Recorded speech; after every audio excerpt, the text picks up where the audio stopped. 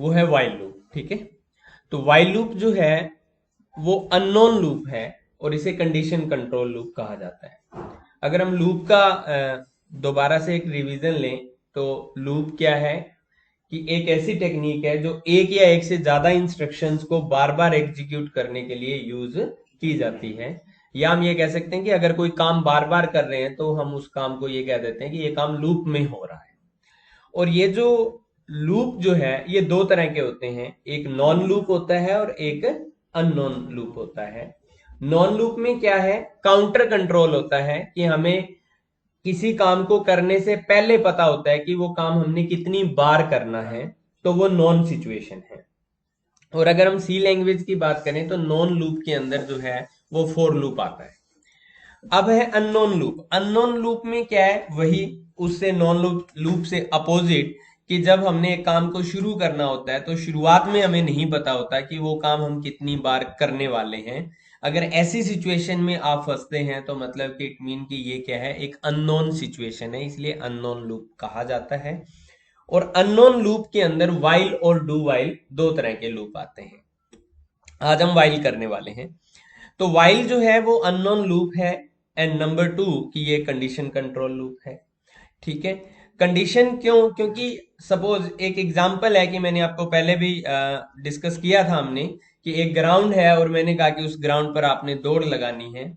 अगर मैं ये कहता हूं कि आपने उस ग्राउंड पर 3 चक्कर लगाने हैं, तो इट मीन कि ये नॉन सिचुएशन है, आप 1 2 3 करके जो है उसे खत्म कर दोगे, या 3 2 1 करके कर दोगे, या 10 20 30 करके कर दोगे उसे खत्म, कि 3 चक्कर लगा दिए हमने, आपको पहले से पता था। अब इसी में अननोन सिचुएशन क्या हो सकती है, सेम टास्क में मैंने कहा कि आप राउंड्स लगाओ, चक्कर लगाओ जब तक आप थक नहीं जाते।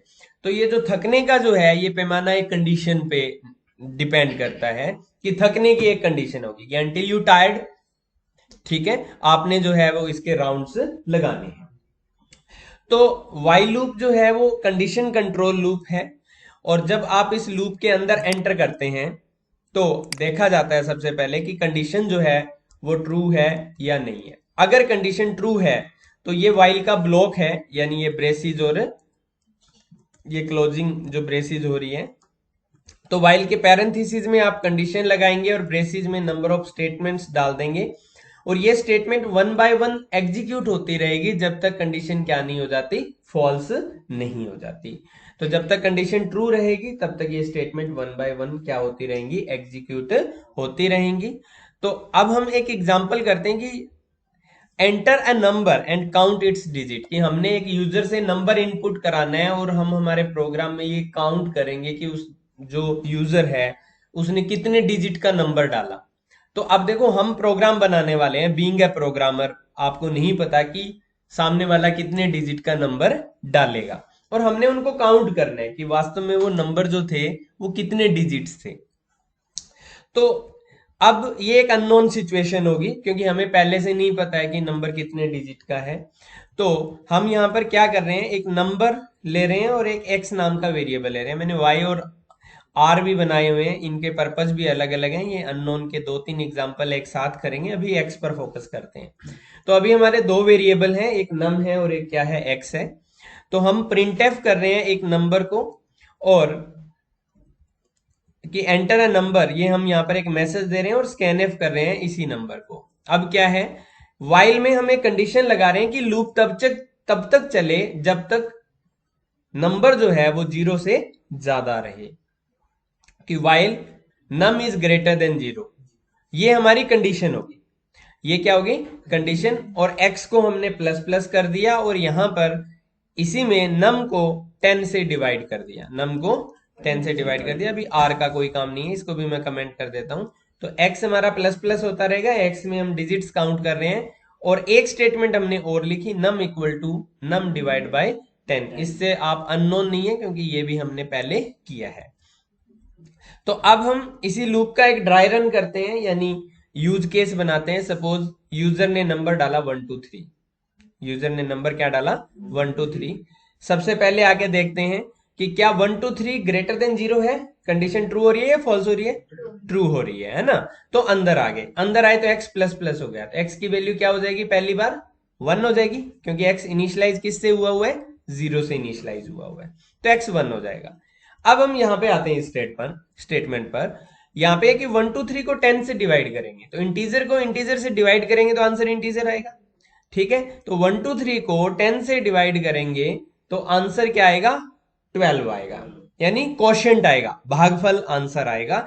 और क्वोशिएंट जो है वो क्या है आपका 12 है यहाँ पर। अब ऊपर गए, दूसरी बार देखा क्या क्या 12 ग्रेटर देन 0 है, कंडीशन ट्रू है, x फिर से प्लस प्लस हो गया, अब की बार x जो है वो 1 से 2 हो गया, 1 से क्या हो गया 2, और 12 को 10 से डिवाइड करेंगे तो क्वोशिएंट 1 आएगा, भागफल क्या आएगा 1 आएगा।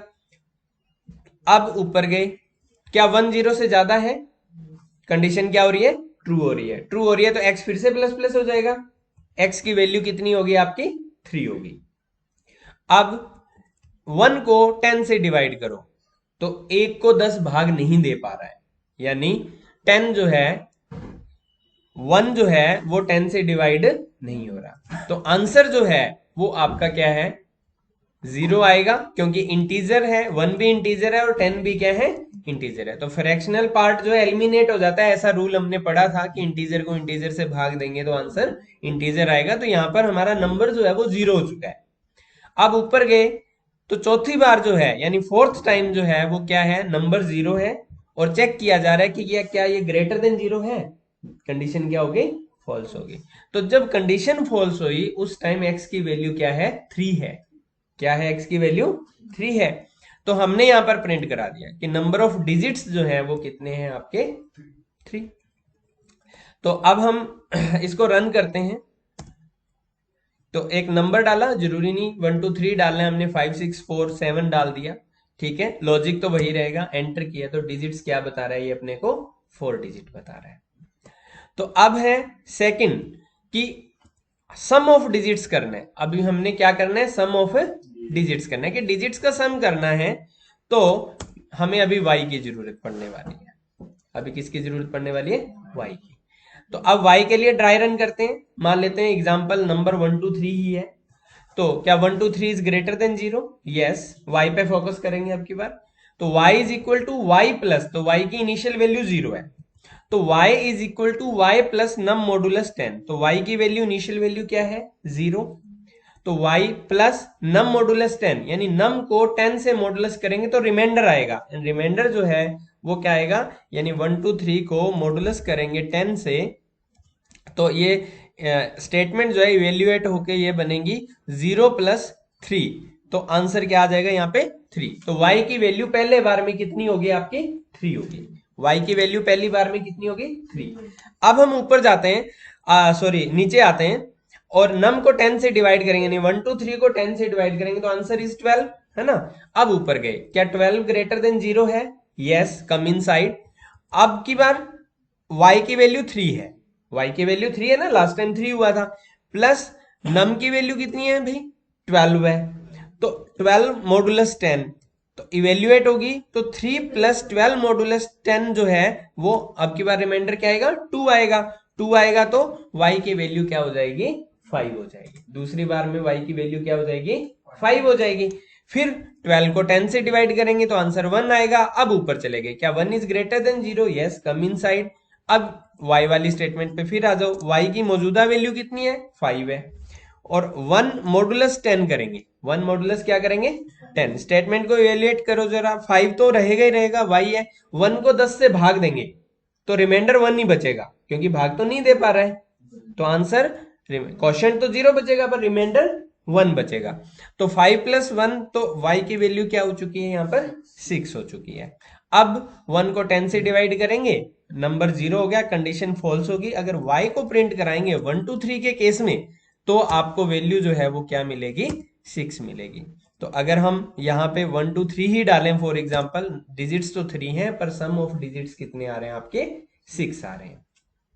सेम ऐसे ही अगर हम बात करें कि अगर हमने नंबर का रिवर्स करना है, तो रिवर्स का लॉजिक भी है, रिवर्स का लॉजिक मैं आप पर छोड़ता हूं कि आपने इसे इवेल्युएट करके देखना है। जैसे y is equal to Y plus 10 modulus 10 को मैंने इवेल्युएट करवा के दिखाया आपको कि ये रिवर्स का लॉजिक है।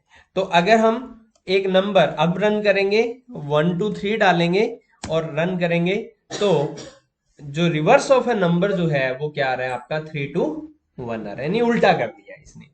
तो ये 3 क्वेश्चन जो थे मैंने करवा दिए हैं। आपने जो है ये 2 असाइनमेंट जो नीचे वाली है ये करनी है कि print a number two word, यानी अगर 1 2 3 आपने इनपुट किया तो आंसर आना चाहिए 1 2 3। और दूसरा क्वेश्चन है कि enter a number and check is it Armstrong और नॉट। आर्मस्ट्रॉन्ग कौन सा होता है बच्चों, कि जो 1 2 3 है 1 5 3 है, this is the Armstrong number. कैसे कि 1 into 1 into 1 sorry plus 3 into 3 into 3 plus, थोड़ा सा गड़बड़ हो गया, 5 पहले ले ले, 5 इंटू 5 इंटू 5 प्लस, तो 1 का क्यूब 5 है, हाँ। तो अब 1 का क्यूब प्लस 5 का क्यूब प्लस 3 का क्यूब क्या हो गया, 1 प्लस 5 125 प्लस 27, तो कितना बना 153। तो यानी इस नंबर की सारी आर्म्स जो है वो स्ट्रोंग है। तो एक नंबर के डिजिट्स के क्यूब का सम अगर वही नंबर बनता है तो वो नंबर क्या है आपका आर्मस्ट्रॉन्ग नंबर कहलाता है। तो आप एक नंबर इनपुट कराएंगे एंड चेक करेंगे कि वो नंबर जो है वो आर्मस्ट्रॉन्ग नंबर है या नहीं है, ये आपने जो है यहां पर बताना है। तो ये 2 असाइनमेंट है और 3 क्वेश्चन जो है वो मैंने आपको व्हाइल लूप के